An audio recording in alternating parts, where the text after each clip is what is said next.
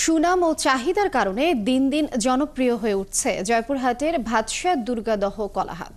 আশপাশের বিভিন্ন জেলা থেকে কলা এনে এই হাটে বিক্রি করেন কৃষক ও ব্যবসায়ীরা।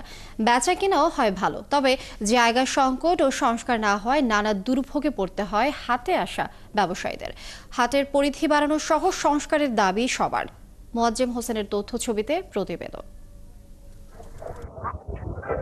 জয়পুরহাট সদর উপজেলার ভাতশাহ ইউনিয়নের দুর্গাদহ কলাহাটের প্রতিদিনের চিত্র এটি। ভালো দাম পাবার আশায় জয়পুরহাট ছাড়াও আশপাশের জেলা ও উপজেলা থেকে কৃষক ব্যবসায়ীরা কলা নিয়ে আসেন এই হাটে। মাঠের অলরাউন্ডার আমি, আর ঘরের অলরাউন্ডার টাইলক্স।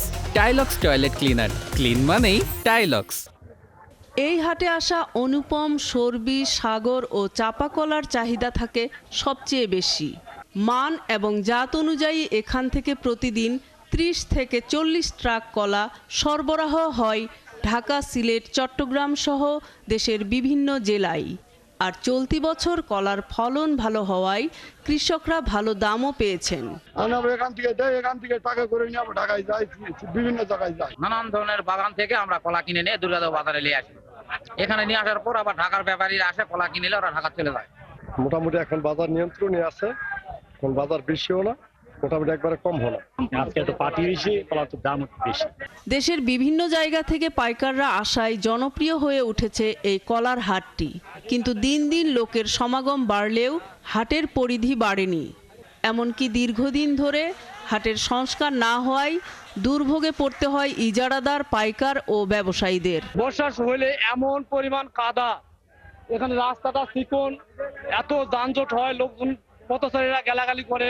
এখানে সরকারি কোনো প্রশাসনের লোকজন নাই, এখানে চলাফেরা করার সমস্যা, মানুষের সবার হাতে হাসাটা থাকে গন্ডগোল লাগলে। ট্রাক যদি একটা আসে তাহলে ভ্যান নিয়ে তারা মাল নিয়ে কোনো জায়গায় দাঁড়াতে পারে না। কৃষক ও ব্যবসায়ীদের দুর্ভোগের কথা স্বীকার করেছেন স্থানীয় কৃষি বিপণন কর্মকর্তা। আর এই সমস্যা সমাধানের আশ্বাস দিয়েছেন উপজেলা নির্বাহী কর্মকর্তা। কলা ব্যবসায়ীরা কিছুটা জায়গা সংকুলনের কারণে কিছু সমস্যায় পড়ছেন।